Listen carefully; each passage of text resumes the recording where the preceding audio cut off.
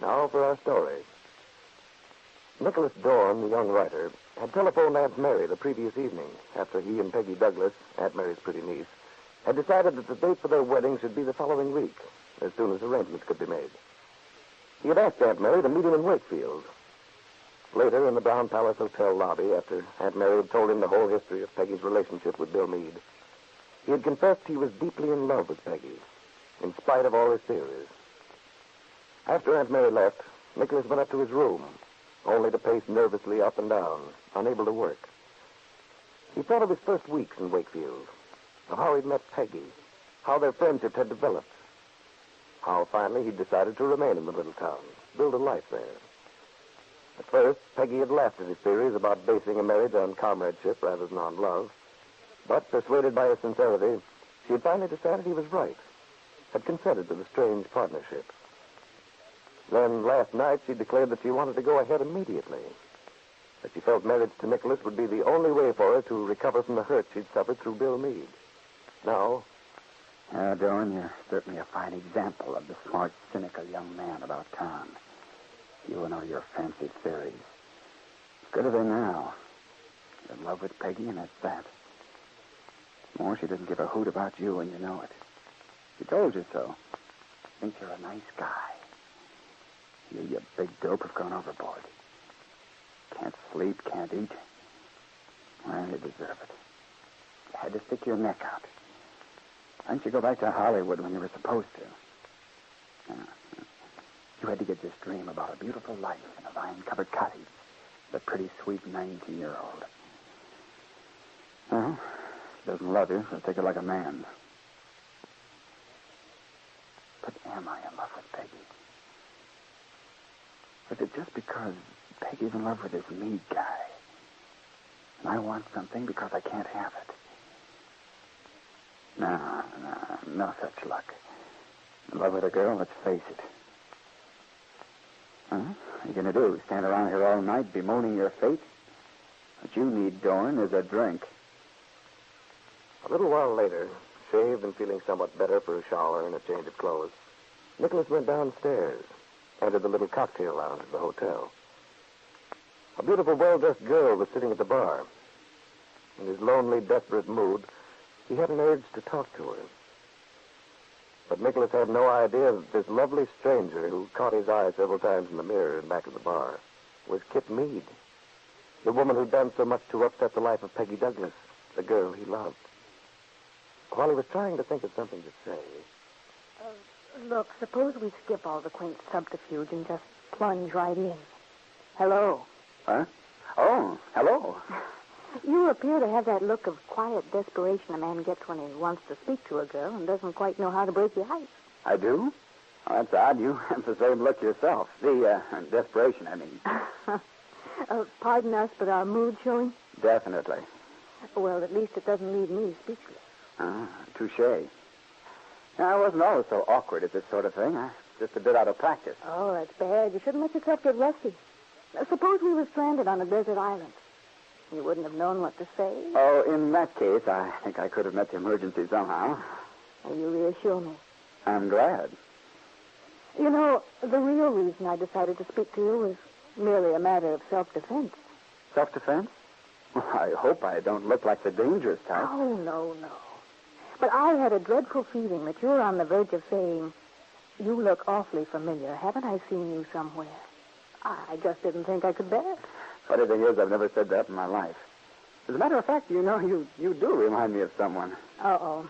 I should have known better than to bring the matter up. No, really. You're very much the same type. Oh, what type is that, heaven forbid? Oh, the expensive, sophisticated type. Yes, I suppose that could be my type. Is this creature you mentioned the reason for your hunted look at the moment? Far from it. I have other troubles. You mean other feminine troubles? I'm very helpful about other people's problems. You see, I have some myself. Good. Good? Well, certainly. Maybe we can exchange condolences. Look, if we're going to weep into our beers together, may I buy you a fresh one to weep into? Oh, that's nice of you. Under the circumstances, I accept. What'll it be?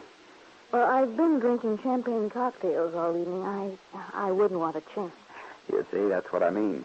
I can always tell a girl who drinks champagne cocktails. Oh, really? What are the signs? Waiter, 2 more champagne cocktails. Well, they sport alligator bags like this one you have. They wear nylon hose That's when no one enough. else You've can made get them. your point. So what are you, anyway, an appraiser for the income tax people? For this evening, if you don't mind, I prefer to remain a mystery. Let's just say I'm a man who suffered. I think you're a 3-drink philosopher.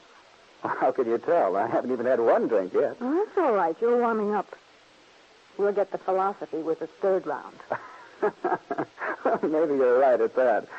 I do feel somewhat philosophical at the moment. All right, you can start now. Though it isn't really cricket, you know. If you're a 3-drink philosopher, it's hardly sporting to philosophize until you've consumed the quota. However, this one. Thanks. It's good of you. Well, go on. I'm all ears. There, you see? You're going to spoil everything. You said you suffered, and here you are, laughing riot. Oh, no. I'm laughing cynically. There's a difference. Here you are, waiter. You know, it's the darndest thing. How you can get yourself out on a limb and then carefully saw it off, even when you know better. Your expression is a bit tired, but I know what you mean. Is that what's the trouble now? Hence the suffering look, the great despair? Something like that. Well, you'll have to be a bit more explicit. This is one of my duller days. The question is, are you really in love, or do you just think you are because someone you're interested in is in love with someone else who's not in love with him or her? Look, my friend, let's go way back and start all over. Slowly. I mean, is it love or is it frustration? Do you want a thing because you can't have it, or would you want it anyway? If you'll stop firing these rhetorical questions at me and get down to cases, I'll try to think of an answer. Or do you want an answer? Yes, I do. Well, then, let me give you this gem. Gathered after years of research into the mysteries of life. Don't beat your head against the old stone wall. Don't ever think you can make someone love you if that person's in love with someone else. Believe me, it won't work. You sound as though you mean that. I do. And if you'll pardon my being so smug, I ought to know. I've just come from a long struggle of that sort. And I've failed. I'm sorry. Well, that's all right. I'm not asking for sympathy, really. I suppose I have it coming to me in a way. But I'd just like to tell you, for what it's worth, that if you're thinking of marrying someone, as I did, even though you know she's in love with someone else, you're making a terrific mistake. I suppose you're right. You can believe me, I am. I've tried it. I did everything I could. But you can't fight a thing like that. Funny thing is, I didn't believe in love. What? Yeah, I mean it. People get themselves all tangled up emotionally. What happens? A lot of grief. They're all concerned. Certainly. The worst of it is, it's like a fever. Once you've got it, you've got it. Of course, there's always the hope that it may wear off. Yeah. You don't want it to. That's the trouble. Well, if you're smart, take my word for it. If there's still any hope of escape, don't do it. Go away. Forget it. But don't gamble on changing another person's feeling for you. Nothing in the world can do that. Somehow, I think you know what you're talking about. I do. Only too well. You know, I think perhaps I'm going to take your advice. You will if you're smart, my friend. Well, here's to you. And to you. And so Nicholas Dorn, who loves Peggy Douglas, and Kitt Meade, who loves Bill, wish each other well. Kitt and Nicholas, neither aware of the other's identity, each thinking of the love between Bill Meade and Peggy Douglas. Nicholas, in this chance conversation, had admitted a fact which would be of vital interest to Kitt if she knew who he was. He admitted he was in love with the girl who was in love with Kitt's husband.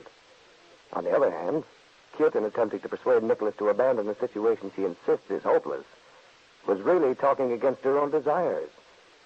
For Kitt would like above everything to have Peggy Douglas safely married to Nicholas. Yes, Kitt. From your standpoint, you've certainly given the wrong advice.